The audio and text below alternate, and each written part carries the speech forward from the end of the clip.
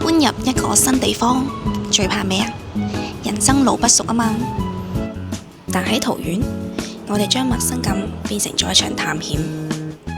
喺桃園新適應小組，可以先認識你嘅新家人、社工姑娘、護理阿姐，每一個笑容都喺度講 Welcome home。再識返班老友記，聽佢哋講下桃園嘅故事，你會發現原來歸屬感可以嚟得咁快。跟住一齊遊花園，試下功能室、書畫、復康操、棋牌，樣樣有得玩。飯堂有粵式小炒，仲有醫護巡房幫你 check 住生命體徵。最緊要係咩？